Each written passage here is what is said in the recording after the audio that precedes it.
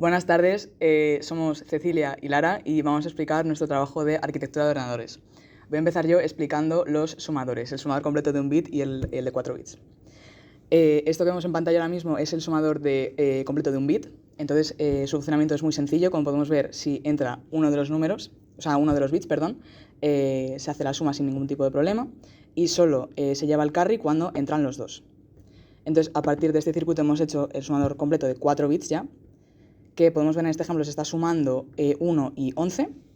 Entonces entra por aquí los dos números y se va pasando el carry de uno a otro hasta que llega la suma final y en este caso pues no hay carry out.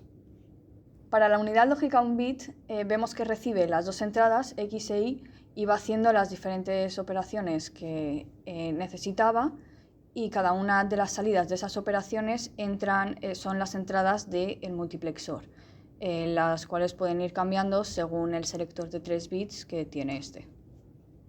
Voy a explicar rápidamente el complemento en el complemento a 2. Como podemos ver, es el circuito del complemento a 1. Si metemos un número que su bit de signo es positivo, es decir, es 0, el complemento a 1, pues el número se queda igual, pero si ya metemos un número cuyo bit de signo es negativo, es decir, es un 1, ya hace la inversión de los bits y lo pasa a complemento a 1. Entonces, gracias a este circuito pudimos hacer ya el del complemento a 2, que utiliza el complemento a 1 y un sumador. Entonces vamos a poner también un ejemplo parecido, en el que si yo meto un número, ¿dónde está? Aquí. Si meto un número que es positivo, empieza por 0, lo deja igual, pero si meto un número que ya es negativo, hace la inversión a complemento a 1, sumándole 1, lo cual resulta en complemento a 2. Pequeño apunte, en este circuito la manera en la que hemos decidido cómo elegir si hacer complemento a 2 o no, dependiendo de si es positivo o negativo, es que si el primer bit es un 0, entra como selector del multiplexor y no deja pasar el cambio. Sin embargo, si es un 1, entra igual como selector del multiplexor y ya sí que deja pasar el número complementado a 2.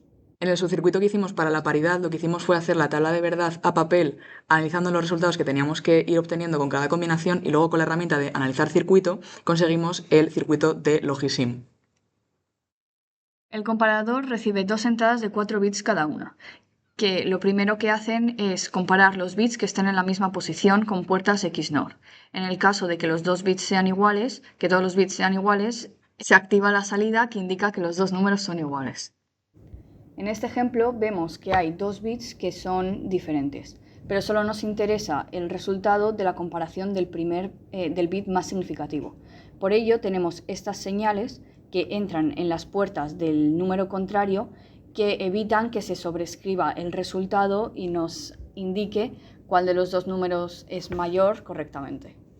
Para la unidad aritmética de 4 bits, lo que hemos hecho ha sido implementar todos los subcircuitos que hemos explicado previamente, tanto los sumadores, los complementos, como la paridad y el comparador, para realizar cada una de las partes que conforman la unidad aritmética en sí. Entonces, las unidades de entrada son dos números de 4 bits. Aquí están las pequeñas partes, el complemento a 1, complemento a 2, los desplazamientos a la izquierda y a la derecha, el sumador, el restador, la función de la paridad y la función del comparador. Para indicar el resultado tenemos dos multiplexores. Uno de ellos recibe las distintas salidas de las 8 partes que conforman la unidad aritmética, y el segundo, que comparte el enable y el seleccionador de 3 bits, lo que hace es recibir de cada una de las partes si ha habido overflow o no. Esto no se necesita en todas las partes, entonces en las que no se necesita lo que hemos hecho es implementar una constante de 0.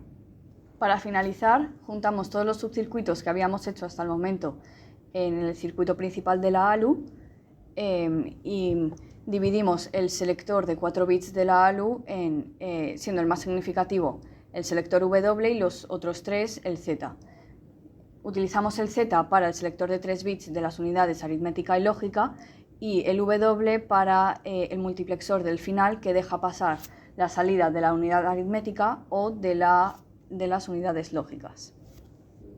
Por último, vamos a poner un ejemplo de cómo funciona la ALU en todo su conjunto. Vemos aquí que la W es un 0, por lo tanto estamos dentro de una unidad aritmética y estamos en su segunda función, segunda parte, que sería el complemento a 2. Si por ejemplo aquí tenemos un 1, vemos que no se complementa a 2, sino que sale un 1, y si metemos un número que es negativo, se complementaría a 2 y su salida sería la F, que sería el 15.